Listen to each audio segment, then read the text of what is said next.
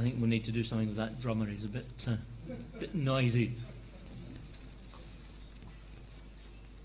But I hope that we weren't distracted by the music and that we paid attention to the words there as we sang them. And just as we were singing them there, it struck me this morning, having read the news from Britain about how so much of the country's wealth is with just a few people.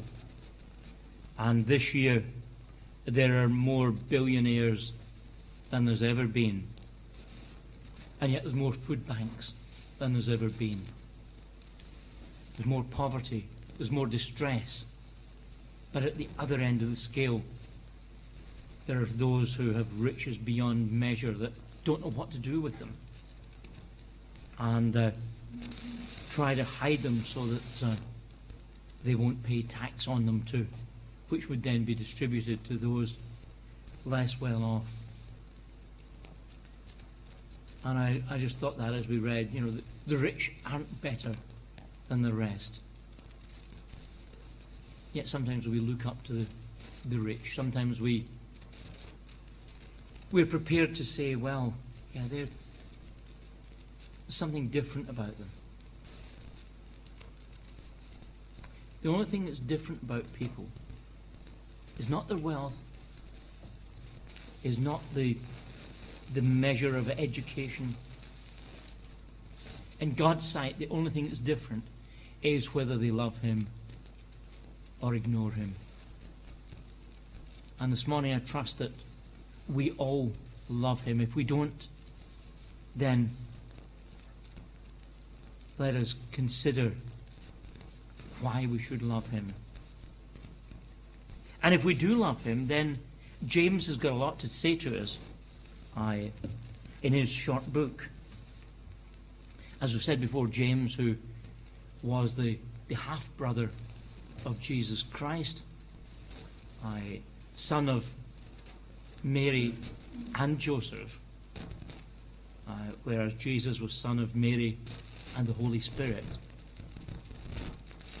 But James, after not understanding for a period of time, came to understand, came to the knowledge that Jesus was indeed the Son of God, followed Him,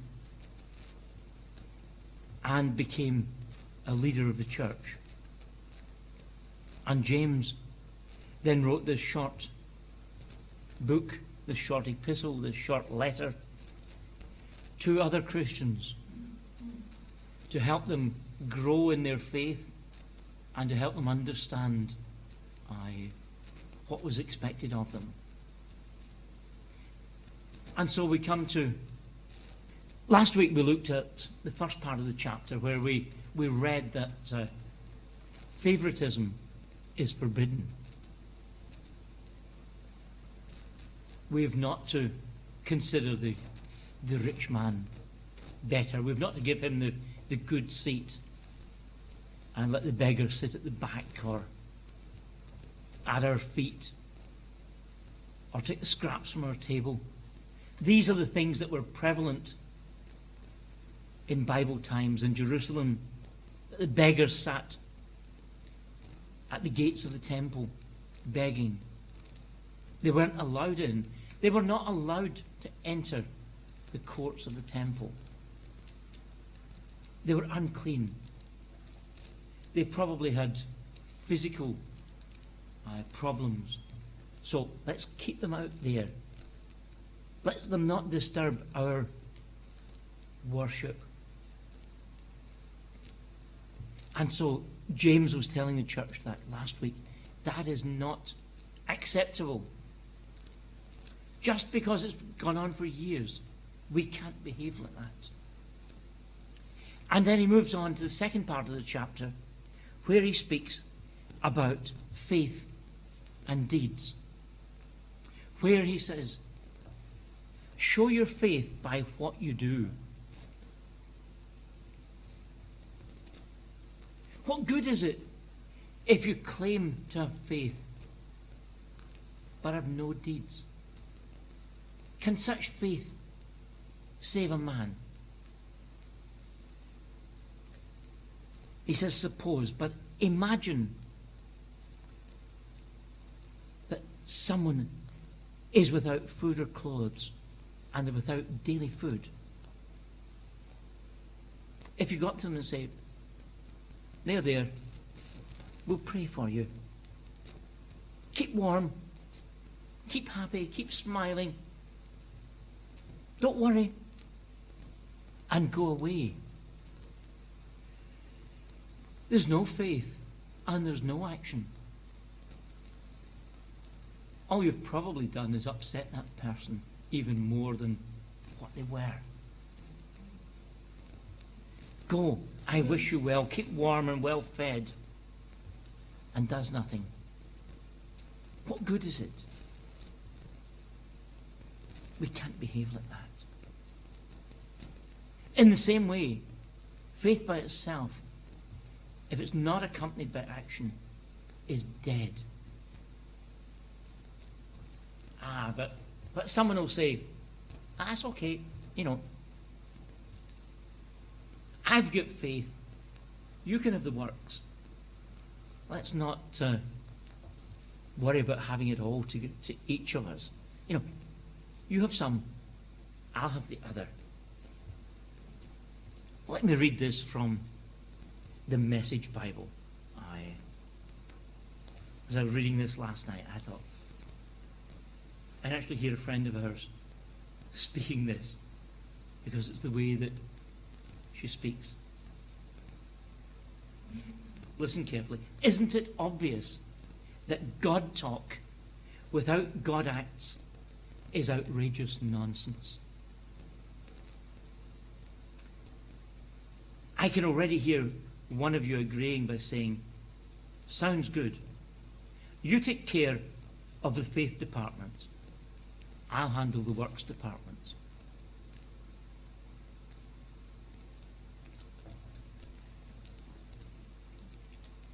You look after one side of things. I'll be the super spiritual person. You be the person that gets your hands dirty and acts. What does James say? James says, no. Get your hands dirty and pray. It's not one or the other. We don't have a right to say, well, no, I'm not. How often do I hear it? Well, I'm not the practical type. Well, you all got up, and most of you had your breakfast before you came out this morning. You got dressed, you got showered, you got here. So you are practical.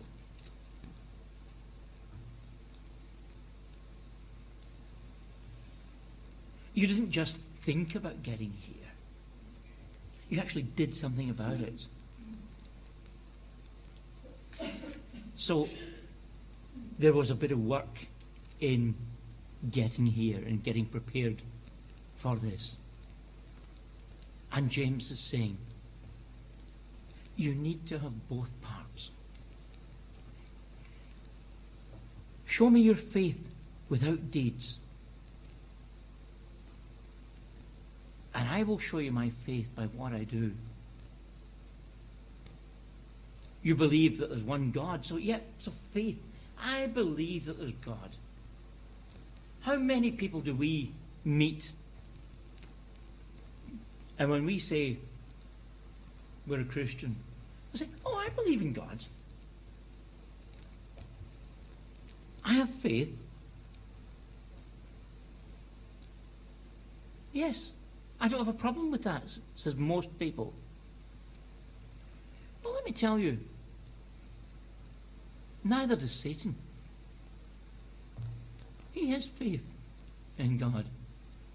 He knows who he is, but he knows better who he is than what we do.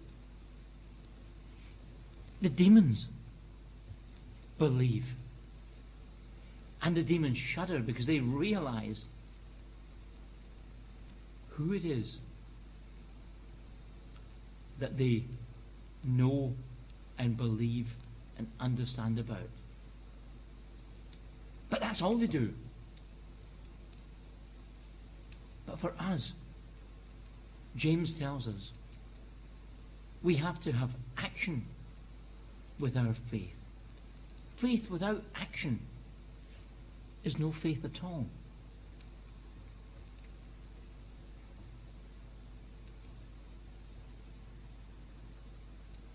He's quite strong about it.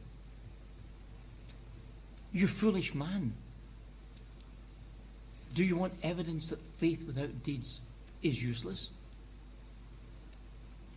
And then he turns them, remember, he's speaking here to Jews particularly, who have come to know Christ.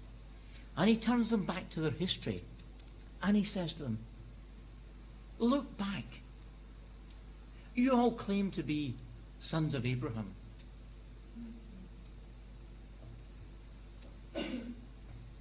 Was Abraham a man of just faith?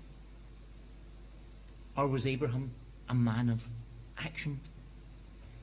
Did his acts continue showing where his faith was? And I think we all know that Abraham's, one of his acts of faith and his actions were probably more than what any of us would do. Some of Abraham's early faith and actions were interesting.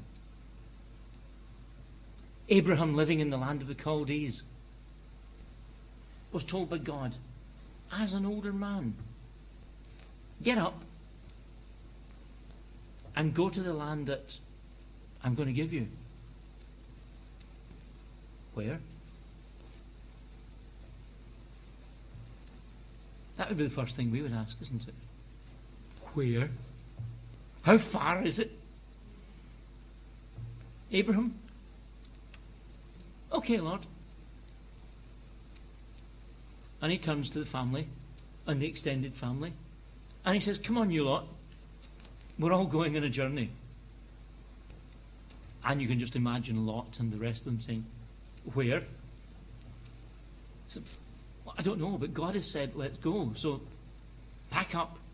We're going now. And there we see faith and actions at the same time. He got up. And Scripture tells us that Lot went not knowing where he was going. He didn't have GPS. He didn't have a map. He had no idea what was over there. A bit like the navigators when they left here to hopefully find the new world. They didn't know it was there.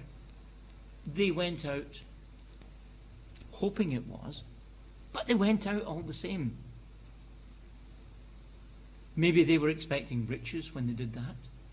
Fame and fortune, that they could come back. And some of them brought back bananas and brought back potatoes and made their fortune. Others lost their lives as they tried to find something. But they took action. Not just that, well, I think there's something over there. They went to have a look. And Abraham was willing to do that. And then, as we look through Abraham's life, there he was saying, okay, Lord, you've asked me to go, and I've gone. But hang on, you've said that you're going to make my family as many as the stars, as many as the sand on the seashore. I'm an old man. I haven't got any children. So how can that possibly be? And God said, have faith and watch. And we know that Abraham didn't have enough faith at that time. And Abraham decided that rather than wait on God, he would help God out and do things his own way. And Sarah, his wife, said, well, I'm too old to have a child. So take Hagar and have a child.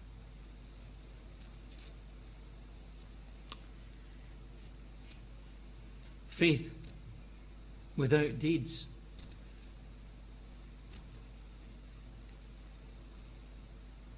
Abraham had the deeds there without the faith, didn't he? He wasn't prepared to wait for God. He jumped ahead on his own. And so we know that he had a son, but it wasn't the son that God wanted him to have. It wasn't Isaac. And we only have to look back over the last few thousand years of history to see the turmoil that came from Abraham taking the deeds without the faith. But then a little while later, Abraham got the balance correct. The faith and the deeds. God said, go up to Mount Moriah. Take Isaac and worship me.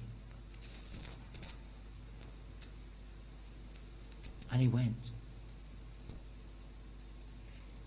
And when God said to him, put Isaac on the altar, the ultimate of faith and deeds combined, when he took his son, now really his only son,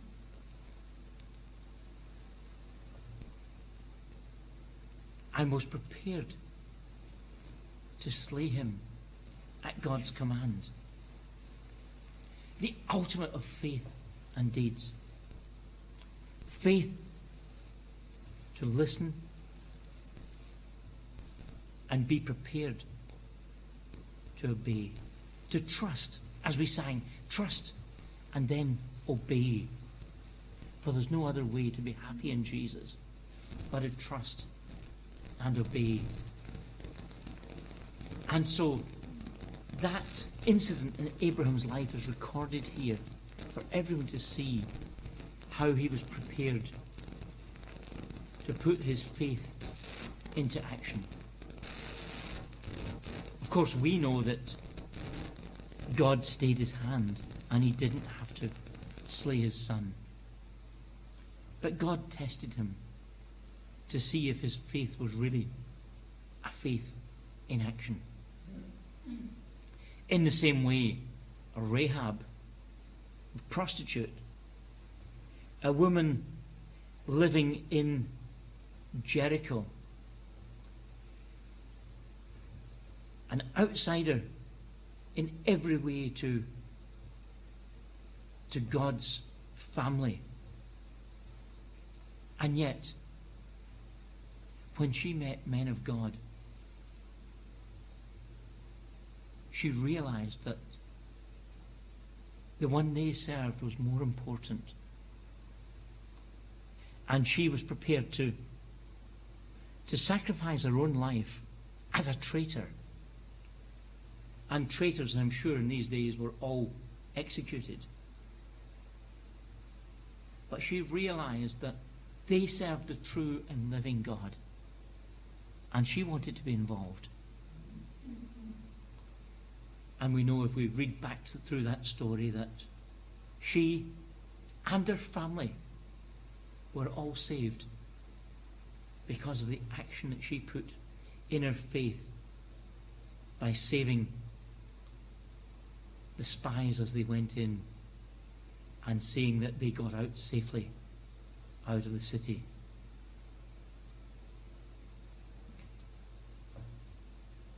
We read here, the final verse, as the body without the spirit is dead, so faith without deeds is dead. We have to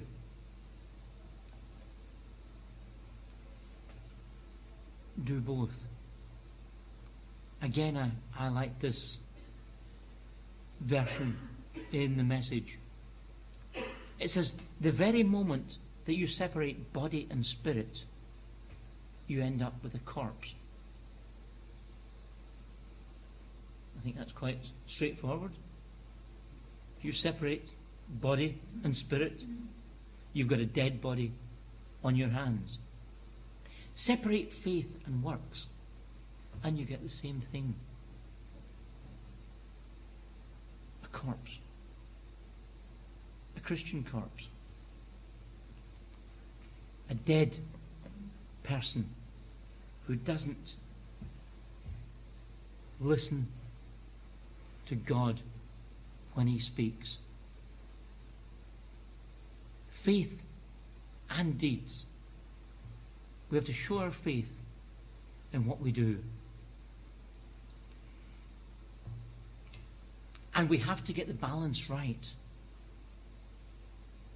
Faith without works is a dead faith. Works without faith are just works. There's a Christian organisation in the UK, and they've married that together well. And the company's called Faith Works. Very simple.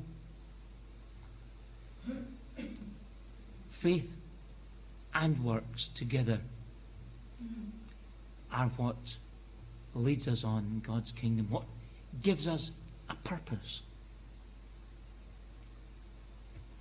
Not, I've got faith and you've got works, or you've got faith and I've got works. It's got to be together, both intertwined to make it complete. Faith without works, dead. Works without faith will lead to death. Together, we can build God's kingdom.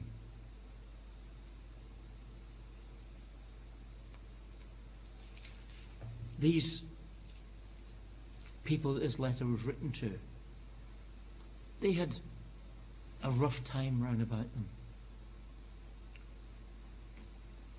When James started the letter, his first verses, to the 12 tribes scattered among the nations.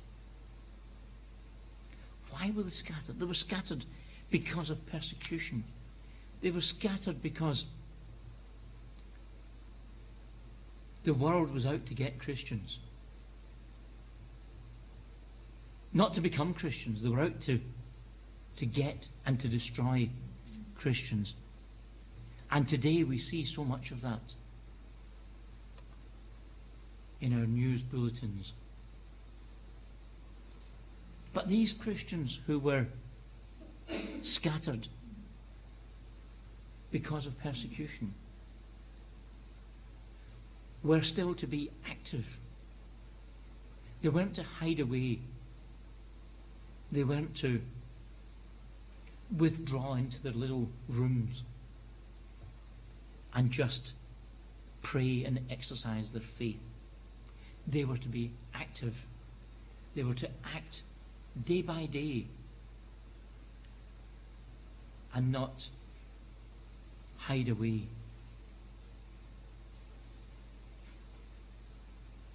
Are we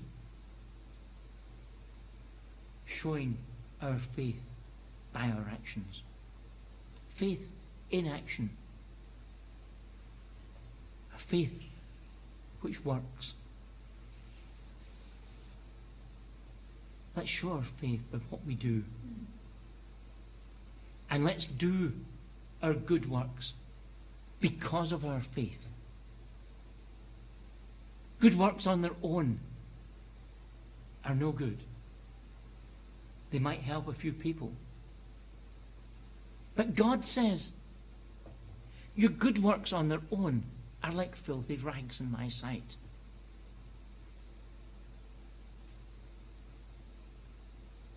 Good works with faith is acceptable.